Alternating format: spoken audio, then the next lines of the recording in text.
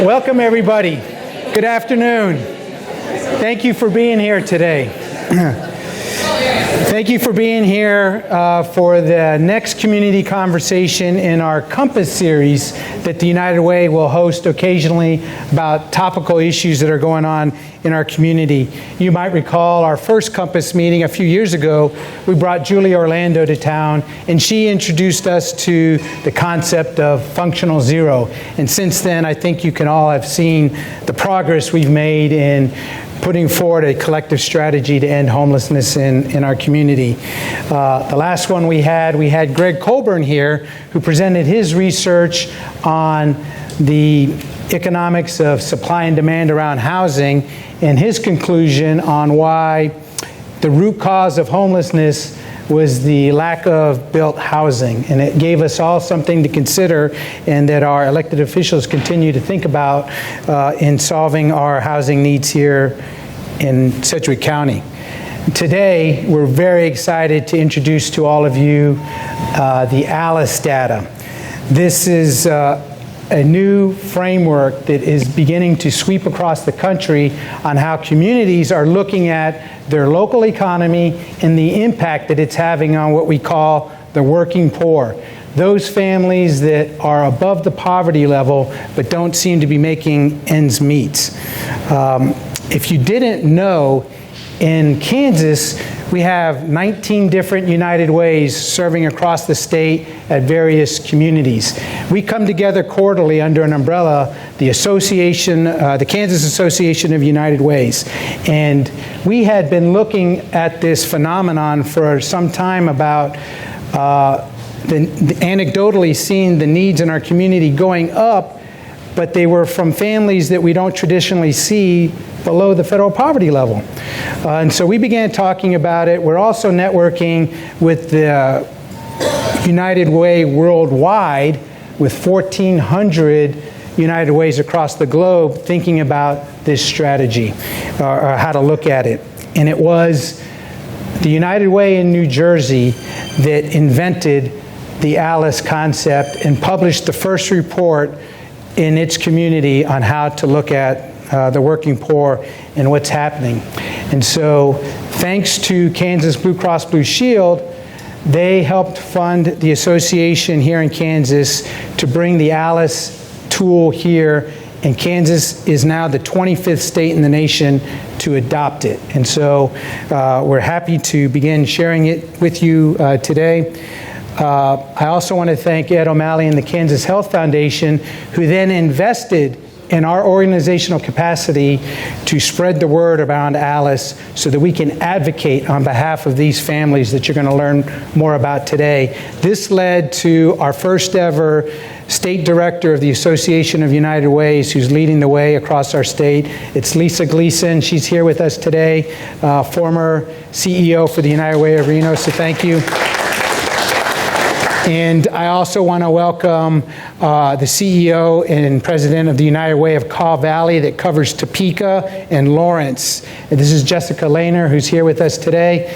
Jessica, she sits on the executive committee of the association with me, and she's been doing a lot of work the last few years to make this day possible.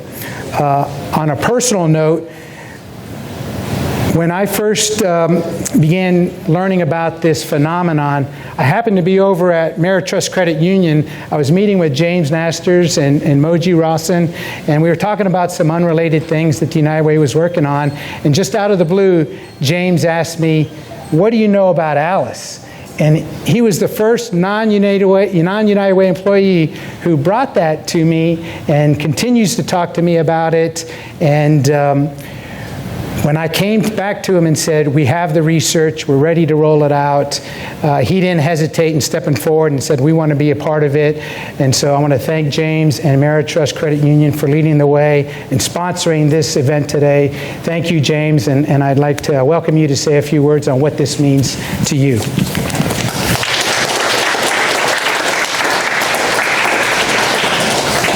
just a very few words. But when I asked Pete, he was impressed that I actually knew what it stood for, which I'm glad I actually remembered it at that point. But I'd been exposed to it through some work we did with the National Credit Union Foundation. They had come in and present some information that was from Alice. And so I was all interested. I said, well, I need to dig in and see what Kansas has to say. Well, I was a little disappointed that Kansas didn't have an Alice at the time, but very excited that Pete said it was underway and we would have the information here pretty soon. And so, because for us it was important, as our mission is to improve the lives of our members and the communities we serve, we define that through our purpose, which is to create financially healthy employees and members. And so we measure financial health. And so knowing more about what makes up financial health, the important components of it, how we can identify those that are in most need, because we know financial health, one, it's a journey, and two, that financial health has the power to bring joy to people's lives, either puts them in a position to buy a home, buy a car they can get to and from work, get their kids to school, provide food for their family, take vacations, support their community, engage in hobbies that bring them joy, all sorts of different things. But we also know that a lack of financial health can be very devastating to people's lives in a wide variety of ways. And I know we all know of people whose lives have been destroyed by a lack of financial health or by the stress that financial troubles can cause on people's lives. And so for us, as a financial cooperative, it's very important for us to be involved in this journey. And so things like Alice that can provide us information to help identify those most in need and where the need is greatest is very, very important to help us honor our mission and to help us help with a lot of other people, help bring financial health to our community. So we're very excited to be here, and we appreciate Pete letting us be involved, and we're looking forward to where it goes from here. So thank you.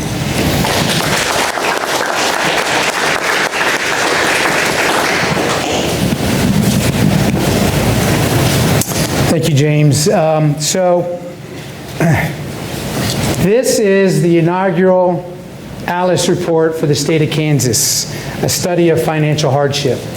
It's a 34-page document full of data and details that I think will inform every leader in this room on what you can do to help address this issue. We have one of these for each of you. As you leave the room today, you'll get your own copy. It's also online. You'll hear more about it.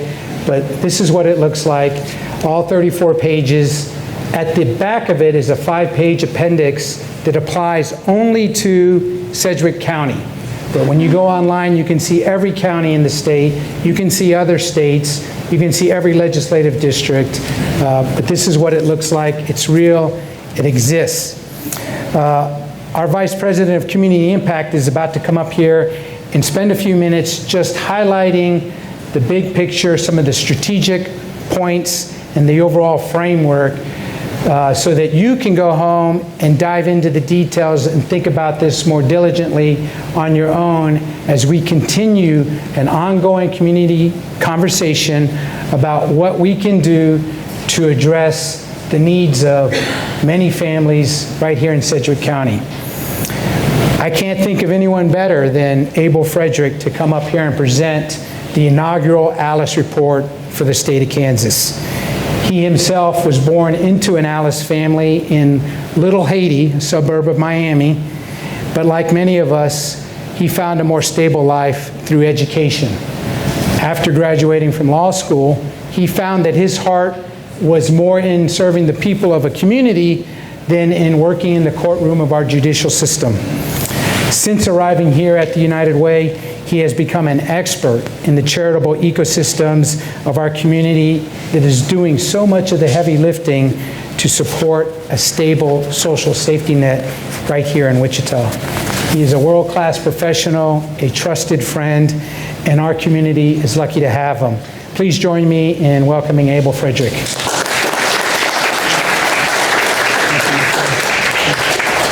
Thank you, Pete.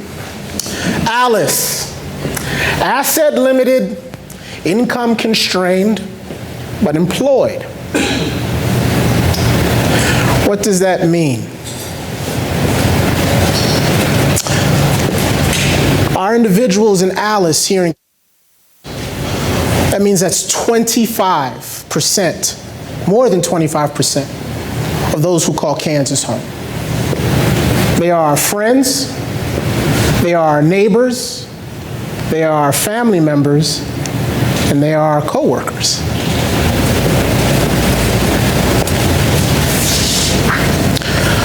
So before I give you a little information about Alice and set up the framework so you can do some more homework when you go home, I need to ground you in some history. 1965, LBJ, that's Lyndon Baines Johnson, for those of you who failed American history. That administration comes up with the Federal Poverty Guideline. The Federal Poverty Guideline was rooted in the budget to feed a family of 4. Okay? So we're just talking about food. It also took into consideration inflation. So they knew prices for food was going to go up. So we need to account for that, right? Where does the Federal Poverty Guideline fail, in my very humble opinion? It is not flexible. It does not take into account the changing needs of our community. And it also has not changed the formula in 59 years. So, our Alice families, more than 25% of our families who live here in our great state, they go unseen. Those that live at or below the Federal Poverty Guideline have access to resources, government aid, but our Alice families do not. So as Pete mentioned, you know, many of us are familiar with the phrase working poor. These are not individuals living on the dole. These are individuals that make our economy go. They do not have enough to make ends meet. So when we talk about the Alice budget, and when we talk about Alice, we are talking about survival. We are not talking about thriving. We are talking about the bare essentials to live paycheck to paycheck. So our United Ways got together and they said, let's build the Alice budget from the bottom up. What does it take in order for a family to survive? There are 8 categories. You see them listed here. Housing is first. Hence the title of this presentation, Rent Eats First. Right? Then you see childcare. You also see things like transportation, health care, being able to deal with your taxes.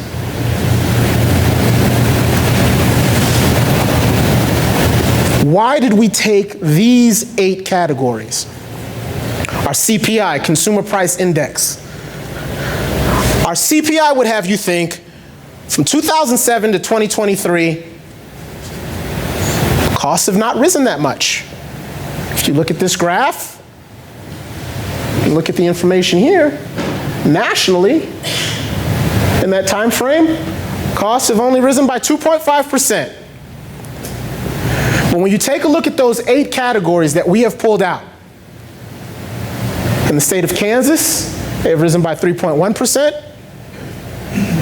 And nationally, they've risen by 3.3%, which means our costs are outpacing our ability to pay for those costs, to make ends meet. First example I have for you, rent.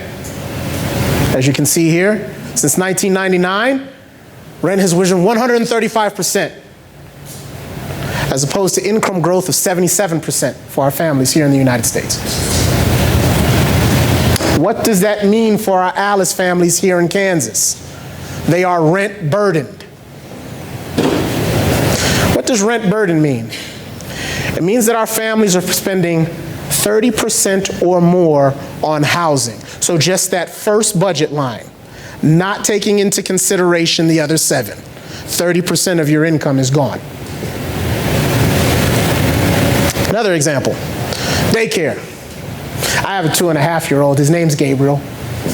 Right?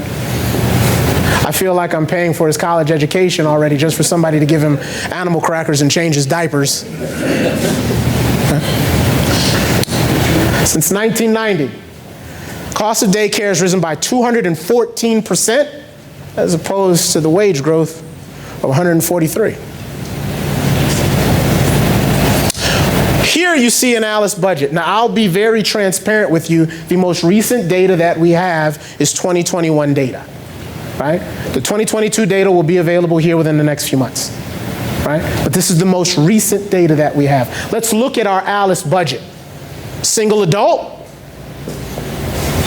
just a survival budget, income, $24,000. Single senior, Alice budget, $28,000. Family of 4, 2 adults, maybe 1 infant, 1 preschooler. Combined income, each one making about $15 an hour. $54,000. That's what they need just to survive, right? And so here's what they're not able to budget in. School supplies, winter coats, the fund for continuing education for their high school graduate, a retirement fund, Christmas gifts, an emergency fund. We know that 3 out of 4 of our Alice families here in the state of Kansas have no emergency fund. What does that mean? That means that they have no access to government assistance, which therefore means they are a flat tire away from a crisis, which means they look to the nonprofit community as the social safety net. So as I said, 2021 data, right? Being clear, being transparent. Federal poverty level in 2021, 26.5. I think that number's around 31,000 now.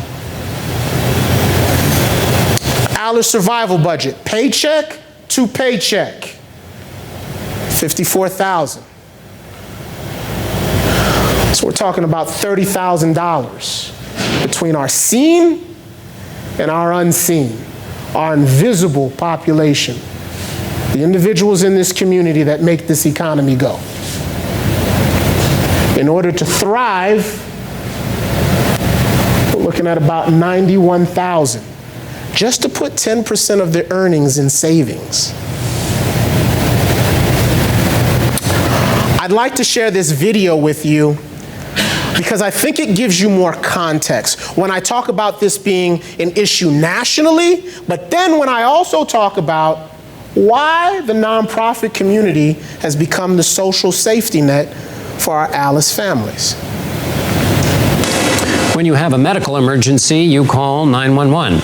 But what happens in an economic emergency when you have to choose between paying your hospital bill and groceries for your family?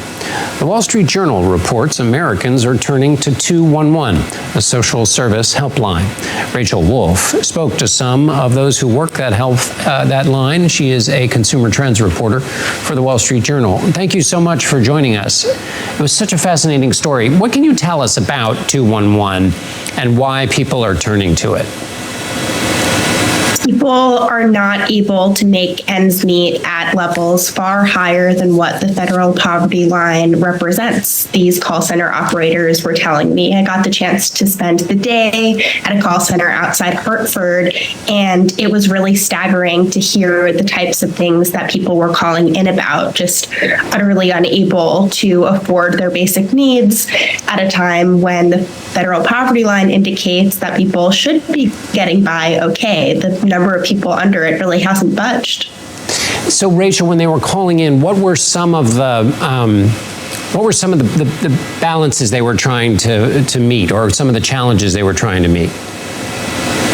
So people call into 211 about all sorts of different things, people experiencing homelessness, who need to find a caretaker for their medical needs. What I've focused on for my story, though, is the population of people who are calling in increasing and very large numbers who live above the federal poverty line of $31,200, but under what they call this ALICE line, or Asset Limited Income Constrained Employed. And these are people who are working, but still unable to pay their rent and their car payment and everything else, and still have anything left over at the end of the month.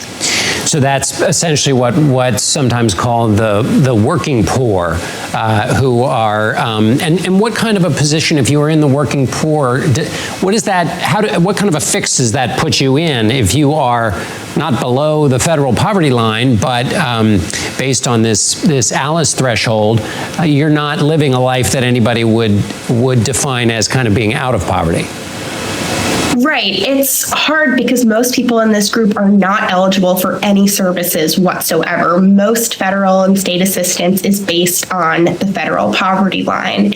And again, according to the federal poverty line, there aren't more families living in poverty than there were 10 years ago. There are, however, way more ALICE families. And again, these people are not eligible for the types of services that people under the poverty line are. They could be making $1 above the poverty line, or they could be making, in Connecticut, the bare minimum cost of living is as high as $126,000 for a family of 4 with 2 young kids having to pay for childcare. So it's a pretty big range. And it's, again, all people who are working very hard and just can't make it work.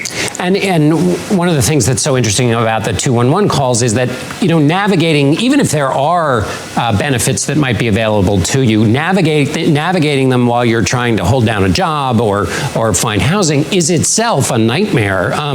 Were there, for some of the callers, were there some help that those who answered the phone were able to get them to? Or, in other words, was it a lack of knowledge of what was out there, or was it mostly what we've been talking about, which is really they just don't qualify because of the income? It's really that they just don't qualify. 211 is amazing. They're able to route people to thousands of different services and providers. There are local 211s all across the country, and they help with truly anything you can possibly imagine, including people calling in about tax questions, identity theft, but the people who they are really struggling to help are those who are not eligible for benefits. Where benefits exist, 211 operators are able to connect people to them. It's this group that's calling in. Out of millions of calls that they receive every year, they said that this is really becoming one of the biggest shares, and they're hard pressed to help. Rachel Wolf, consumer trends reporter for the Wall Street Journal. Thank you so much for your reporting.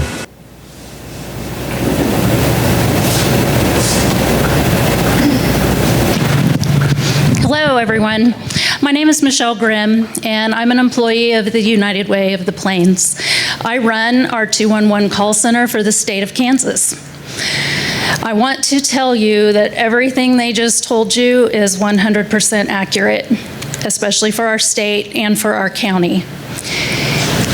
Here in our state, we have received, last year alone, nearly 60,000 calls from individuals who needed assistance. 18,000 of them needed help with their utilities.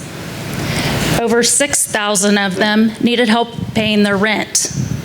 And over 3,000 had food insecurities.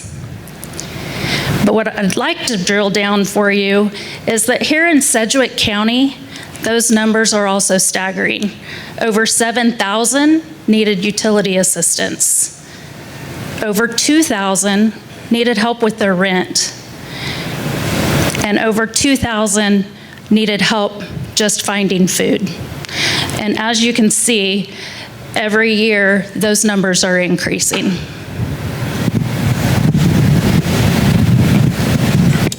So who is ALICE? We see that about 40% of our families here in Kansas meet the ALICE threshold. But as I said, over a quarter are above the federal poverty line, whereas 12% are at the federal poverty line and have access to that assistance. These are the top 20 jobs in Kansas as of 2021. What we see here, about 500,000 of our Kansans have these occupations. And about 150 of them are Alice, 30%. If you can't see what's up here, what are these jobs? What are some of these jobs up here? They're your middle school and elementary school teacher, the person empowered with making sure your third grader is on grade level reading or performing in math. They're the nurse's aide, the person you entrust with your family member in a care facility. They're the nurse, the person you and I go to take care of us. They are the truck driver, the person that delivers the food to our Dillons so we have it available during our weekend run.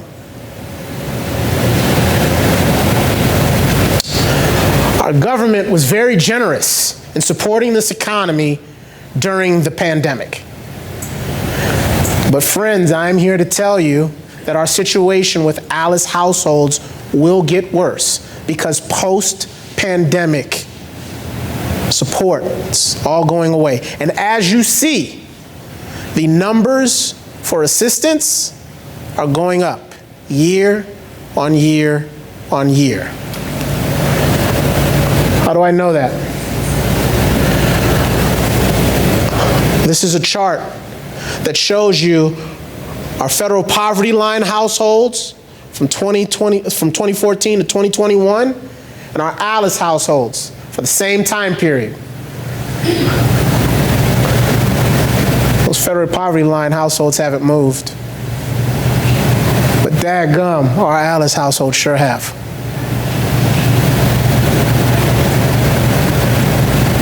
So who is Alice? They are individuals with no safety net in times of crisis. They are calling our 211 call center. And I'm telling you right now, it breaks my call specialist's heart every time they say there is no resource available for you because the nonprofit community has no resources available to give you. Their income falls short of meeting essentials. When I'm talking essentials, I'm not just talking food, shelter, daycare. I'm talking about the ability to thrive, the ability to save for retirement in old age, the ability to buy their son or daughter a winter coat. And they are working, yet not earning enough. I present to you this information, and as Pete said, I am a product of an Alice household. Education is my gateway to financial freedom. My parents did not live on the dole. I'm the son of a sheriff's deputy and a nurse.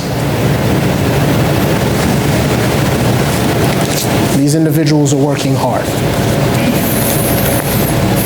So, you will have a book in your hot little hands.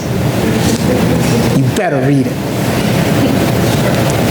But if you don't like flipping pages, and you're like me, we have a link. You can access the link. And the link drills down to more information. You can check out what's going on with Alice families in legislative districts.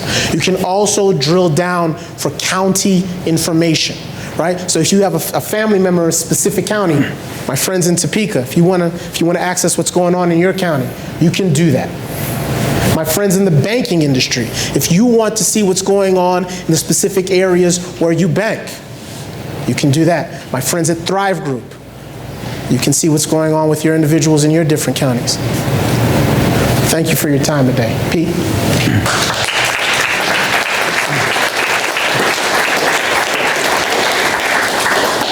We're going to spend a few minutes on some discussion here, but I hope you have some questions to ask. We're going to open it to the floor here and have an ongoing conversation about this, and maybe what are the next steps we can take as a community. I get challenged a lot by my own board on what is the call to action? And so it's a tough one here, right? This is something much larger than any one organization can handle by themselves. But today we're very fortunate to have Jeremy Hill here to continue this conversation. I think many of you know Jeremy. He is the leader of the, I know it by the acronym, but the Center for Economic Development and Business Research. And he leads the center in their mission to provide accurate, reliable analysis to inform decision-making in the public and private sector. I know many of you rely on his information for employment forecasts and other needs associated with recruitment and retention. And so we're very happy to have him here today. We're going to talk about a few things. Like I said, we're going to open it to the floor so that you can ask him about his expertise on wages and costs here in Kansas, or ask me or Abel anything about the Alice report and what it means to all of you. We have previewed this with some of the largest employers here in the region, and they all confirmed this information and helped them address what they might be doing for their workforce as well. And so, Jeremy, thanks for being here. Thanks for joining us here this afternoon. Well, thanks. So just to kick things off, tell me, based on your own experience and your research and what we just heard here, what does it tell you about the wage side? I mean, is this kind of what you've been seeing in your own research? Well, a lot of you have been to my events in the past, and I've been talking about it for quite a few years, that showing that wages in Wichita or Kansas has not kept up with the nation. So the underlying issue is we're having a wage issue, not an employment issue, right? If we really needed all the labor we needed, our wages would have been up. So yes, we're having a weaker economy. Wages are not keeping up. And you're having 2021, honestly, we're already saw in 2022 and 2023, wages are still not keeping up with the nation. So that gap's going to get a little bit more when using the current data. Right. I mean, I think we all see how rent and mortgages and daycare, I mean, in those charts, in the charts in the book, daycare costs more than rent and mortgage. I mean, do you see that too in your research? So I actually pulled up the inflation data. You guys saw the inflation data. It did not go the direction that we expected. And one is on rent. Can I make a comment on that? So you had $480 some for rent for a family of 4 people. Which I'm not sure we're going to get anywhere in this town that you're going to be able to actually And that's survive the 40th percentile, right? We're assuming that they go 40th percentile, so it's probably not a place that maybe any of you would rent. That was already several years ago. If you look at the year over year in March for the nation, it was 5.7%. For Midwest, this size town, it was over 6%. We're actually a higher level of increase in rent costs right now. So, and that's older data. This is already from March, so we're of 2024, and you're already looking in the rearview mirror quite a bit. So, So to your point, yes, there are issues. Yes, we already know rent is going up even faster, but wages are not keeping there, so that pressures even the people that would be in this category would probably increasing. Right, right. I mean, my son just moved back from Los Angeles, where he was paying $1,500 a month in rent in a neighborhood his mom would not drive into, and she's here somewhere. and he's now a student at Wichita State. And it used to be you would go live off campus to save money on the dorms. Well, now all the off-campus apartments, they start at $900 for a studio, right? And so that's just adding to debt, maybe, or the costs. I'm going to ask one more question. We're going to open it to the floor, so be ready. I'm looking forward to some challenging questions of Jeremy or myself. And so, Jeremy, considering then the current economic landscape, do you have any strategies you think we should prioritize to support maybe the upward mobility of Alice families? Well, I'm not sure that's any. So let me reframe that a little bit and express it from an economic issue, Sure. which is the upward mobility. We in Wichita and Kansas have had a stagnant economy, and the jobs that were being created were higher level jobs, but we actually lost the really high income jobs.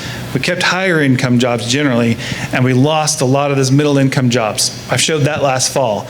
So when you talk about upward mobility, we're getting more of a more trap in that lower income household. So a solution is, how do we think strategically as communities across the state in here?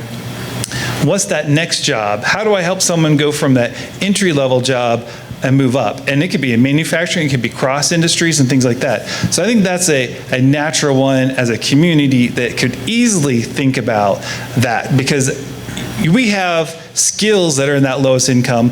Doesn't mean they're not skilled. They're having a hard time finding that next job to move themselves up, to use their skills efficiently when we're not creating the jobs as a community or as firms. So that is more pronounced here than the nation. So that is a Wichita and Kansas issue.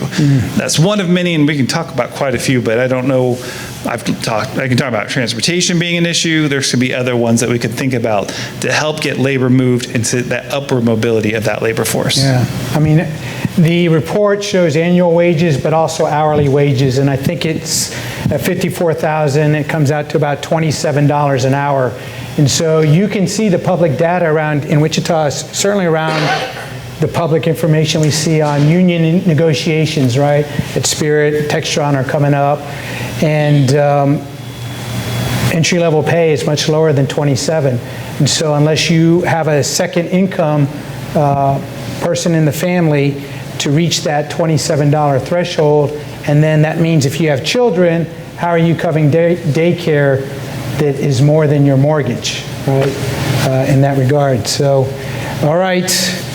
We're going to open the floor to some Q&A here on anything about the Alice report or anything about what Jeremy is researching on wages. Jeremy, to follow up on your comments about higher paying jobs, is that additional education, additional training? I don't think Gary needs an introduction, but it is Gary Schmidt of Intrust Bank. Okay, Gary Schmidt, Intrust Bank, sorry.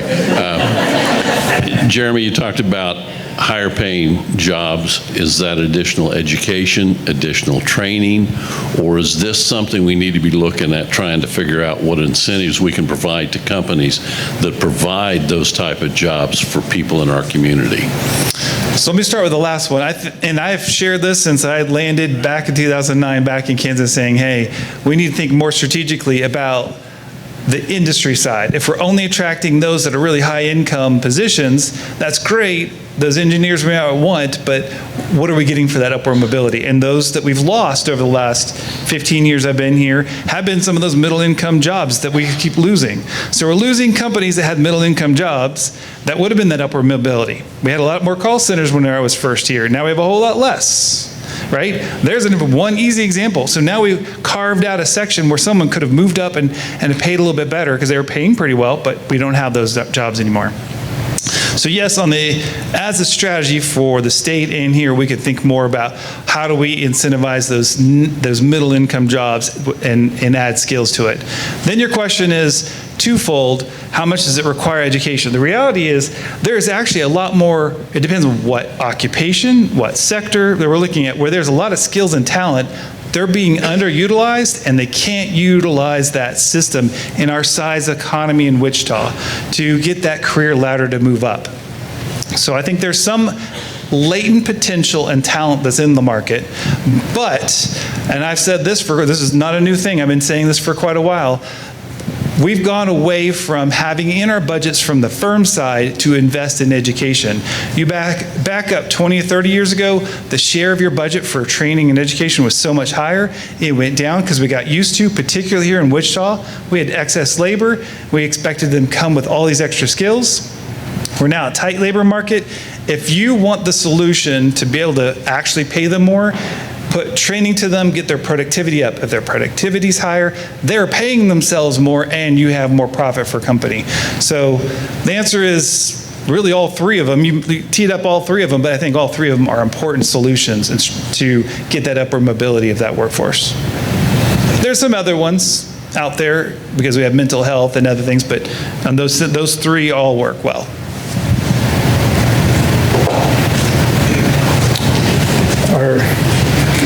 Jeremy, Is there any data from the states who have raised the minimum wage on what level of Alice households did it impact them at all? Because you hear some reports that it just, once the wage goes up, fewer jobs available. So I'm just, and I know there's got to be some data, California and some of the others.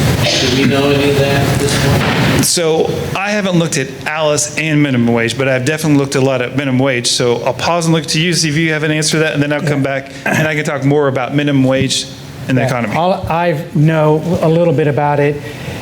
In those states where they have the required minimum wage, you see a lot of that in the hospitality or restaurant industry. It is only focused at corporations that have a large number of franchises. If you have too few franchises, it won't apply. But if you have a larger number, the thought is that the corporate efficiencies gained by raising the local wage, they can mitigate the expense side. But you need, I think in California, it starts at 60 restaurants so that they can absorb that increase and try to mitigate it in economies of scale on the cost side. I don't know if you... All right, let me set a little bit of the stage because not sure everyone knows. We use the federal standard here in Kansas, so whatever the federal is, that's what it is here. And we have surrounding states that are much higher for minimum wage. So we can look at Missouri, for example, which is significantly higher, and they keep increasing. So we can see variations between those. I don't know about Alice necessarily, but I can see how those economies work and different. And I've looked at plenty of research around this conversation. So I'll push back a little bit to see if you want to go more on the minimum wage, because I'm glad to talk about it. I'll say one thing, the price floor of a minimum wage is never really the problem.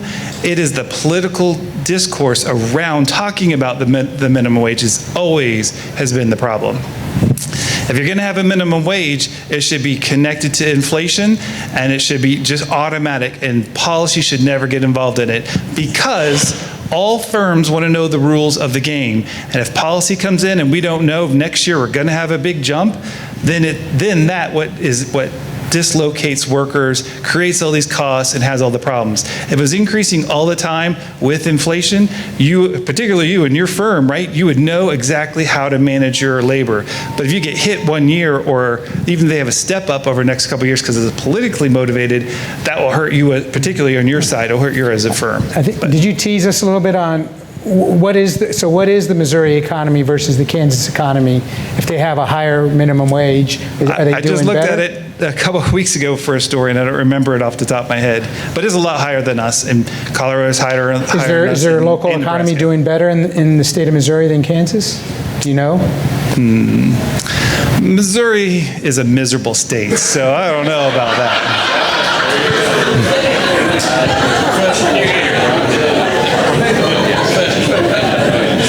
That's the official definition. Yeah, I remember watching a news piece about in January when Missouri upped their minimum wage, and the newscaster was comparing it to Kansas that hasn't moved minimum wage since 2009, which I believe now puts somebody in Kansas at minimum wage at the federal poverty level. Not that the two are associated, but that was the point of the news piece. And it just got me to think about, nobody strives to just stay at minimum wage, but some of the jobs you see, that's what they're at. All right, so get a lot of the jobs that are actually at minimum wage, because part of the story is not everyone is actually going to pay minimum wage. You get a lot more on the retail and food service side. But to this question, people are going to live and eat wherever they live, and that's the higher income households, and they're going to still support those jobs. So if you look at the retail side between the two states, you're still going to have retail and everything right there in the Missouri side. So in that case, they're going to have a higher minimum wage, and those households will technically push them up higher on this federal income level. That's just a calculation thing. Steve. All right, so you've got a lot of business owners and business people in this room, Pete. I'd be curious to hear from you, what is one thing that you would ask business community, how do we support, we see the numbers, but what do we do about that? What is a suggestion, or what's one actionable item that you'd like to see us take? Kendra, can you move the slide? Can you go back to the Alice budget? So in the report at the back end, of the report that you all get, there is a section about how communities can think about the ALICE data, understand the gaps and disparities, and what you might be able to do. It then talks about the benefits. If you do certain things, this is how the community gets better. It just doesn't prescribe a specific solution. And so I'm still learning this, and I welcome anybody's input and some help. And like I say, this is an ongoing conversation.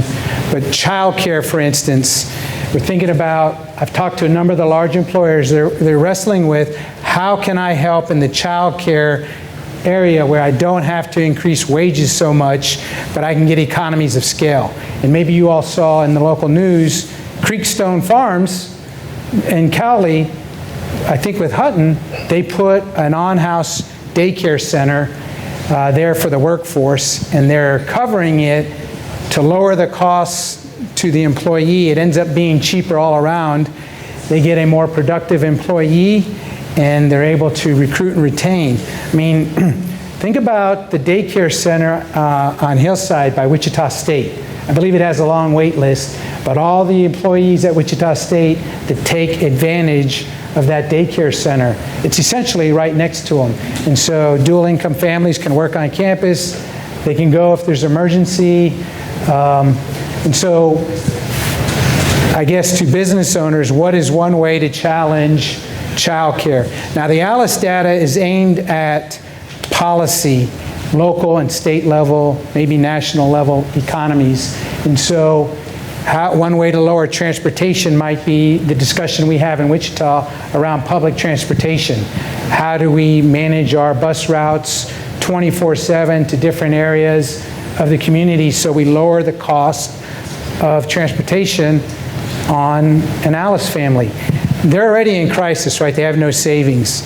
When Abel says you're a flat tire away, the story is dad's driving to work, he has a flat tire, he doesn't have an emergency fund to fix it. Car gets towed, he can't afford the tire, he misses his shift, he gets fired, doesn't get a paycheck, they get evicted. That's what happens, and then they call 211. Health care.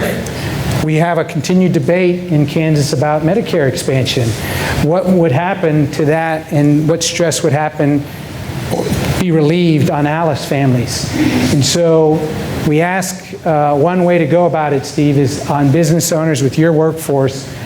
Is there something you can do in this area? I know I was talking to Ryan Bond, he's in Thrive Group, is working on this at all their different restaurants in the Midwest because they know they have a vulnerable workforce.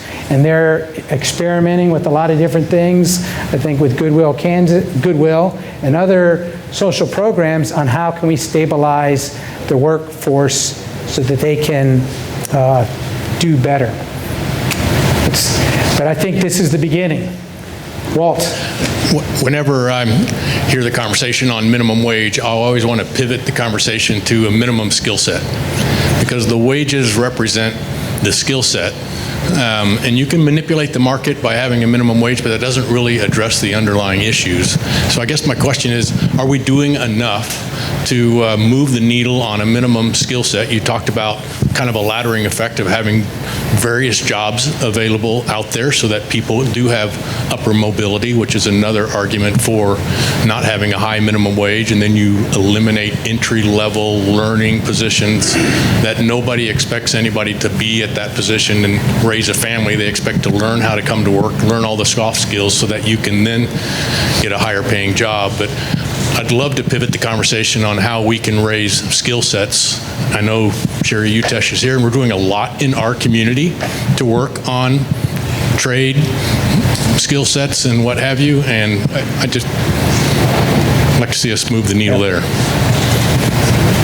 I have no comment if you have a comment. Well, I think you really wrapped it up yourself, saying you would like to see more, and there's a need for it. That goes to this upward mobility conversation we said a minute ago. What's the incentive for someone to say there, why should I try to get the next job to get into to be an ALICE community? There's no incentive to improve their skills right now, right? Why should they want to?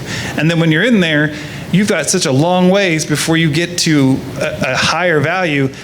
and we're missing those jobs, right? If we're missing those jobs right there and we're not providing them enough value to actually be successful, to go to the next level, there's not an incentive for households to do it, right? And I think that is a problem we're seeing, the employer side seeing it, where they say, hey, where is the motivation? Well, there isn't a motivation to them. The market's not telling them there's a motivation to do it, right? So why should I go out there? And so I think there's a problem there as a gap that we have even more here punctuated in this area than there is in the nation.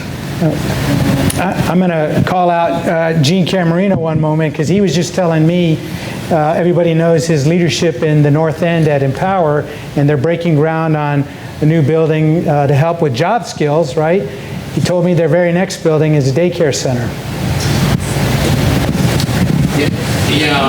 I guess, a lot of ways to solve those issues, but mine is, minimum wage probably isn't the answer. It is building capability. And we're working on it a couple of ways. We're working on a couple of ways. And at Empower, it's education, which is college, prep, and getting more kids to a college level. There's also workforce development, so we're working with WSU Tech, Butler, for those who don't want to go to college. So maybe they want to be welders, HVAC technicians, plumbers, that sort of thing. Making sure people have access. How do I get into those programs, and what do they cost, and those sort of things. And the third one is helping out people who want to start up new businesses, having mentors, having classes, a curriculum where they go through a series of classes about what's finance and accounting and HR, those sort of things. And there's some other things we're working on. I'm working on with Wichita State on things that are called stackable credentials. They're 10 to 12 week programs for people who either can't afford, don't have the time to go to college, but these classes, similar things, financial literacy, soft skills, how do you interview, writing resumes, that sort of thing. And again, getting people prepared to go into to jobs. So there are some things that are going on that I think eventually will address this. But when we did a 6-month review of the community, the Hispanic community in the North End, and asked them what does this community need to prosper? And one of the very first things that came up was childcare. If I had a place to take my child so that I could work full time, that would be a huge benefit. And then the rest of them were more educational and workforce related. But again, our focus has always been how do we build capabilities so people can. Yeah. It's all about increasing household income. Once you do that, they get access to education, better health care, better food. Can I make one quick comment? Sure. So you have communities, we have pockets of communities around here, and when they look for a job, they have to look for their daycare. How close is it? Where's that job? How do I get there? And if someone's living in a community, like the Hispanic community, they're very concentrated in one area, and they look at their labor opportunity, it's very narrow of where they can actually go. Are they going to be actually working in manufacturing? It's very difficult to get public transportation down there to get your kid to some kind of daycare and get there at the same time. So their labor pool, their labor options went down. Their ability to make more money went down just because we keep spreading further and further out, as making childcare more expensive, as making those access to labor more expensive, and as making it harder on firms at the same time when we're not solving our geographic issues. We're just making it more extreme, further out to Derby, further out to Goddard, and that's making it harder and harder. Yeah, and I don't want minimum wage to distract us too much from this. Overall, the concept here is costs are rising faster than wages, right? And so it's probably a two-prong approach here, and they're not tied to inflation, especially housing and daycare. And so to kind of bring this part of our program to a close, I want to give the gentleman with the really fancy socks there, love the sock swag, Keith Lawing, the last word. Oh my gosh, okay, no pressure. Well, first, really thank you to the United Way, Pete, you and your team, Abel, a great presentation. This is really some very powerful data. For a lot of us who are in this business, it's not necessarily new data, but it's affirmation of a lot of the things we are seeing. And, Jeremy makes a lot of good points, and he's been making those for a while about the structural nature of our economy right now. I appreciate Steve's question because it really does. I think we're not going to policy or legislate or publicly fund our way out of this kind of a challenge. It really does need to be a community effort. We need the business community to lean in. We're doing stuff. I mean, when you talk about childcare, I see my friend John over here from AGH. We're trying to get more business to be aware of childcare tax credits, tools businesses have. We're talking about earn and learn models. I saw Dr. Utash here. I think she might have had to cut out working with Laura about registered apprenticeship. There you are, Sherry. But again, so these things we're talking about, it is beginning to happen, but we need more capacity. We need more, we need more energy within the community, and we need more of, I guess, a collective vision. And so maybe this will help us get some of that collective vision. But again, everything we talk about is exactly right. And I hear from businesses all the time. We could grow our business here if we have more people. And we are talking about people who want to work at good jobs. We need to make that connection. So again, thank you very much. And Workforce Alliance is dedicated and happy to be part of any kind of solution to come up and talk about these issues. Thank you. And thank you, Jeremy, for your time today. I really appreciate it. So.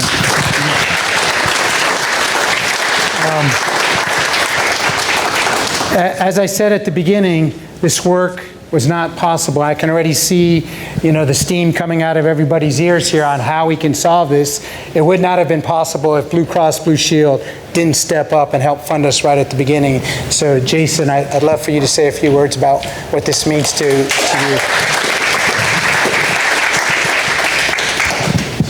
Thank you, Pete. Thanks, Merit Trust, for sponsoring the event.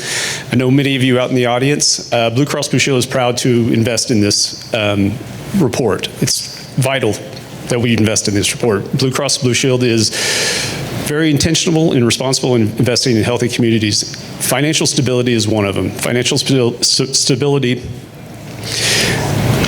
can increase the risk for mental illness, chronic disease, higher mortality rate, and a lower life expectancy. So if we don't invest in our communities, and it sounds like a lot of our business leaders here today in companies are already doing that through impacting on childcare. That's the most important thing.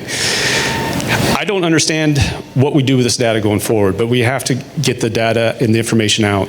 Otherwise, we won't be able to promote the positive change for these ALICE individuals. Because we all know one, probably. Our family, our neighbor, our co-worker, and maybe you were one once in your life. So this is important information, and Blue Cross is proud to be behind this in the United Way and the partnership. Thank you.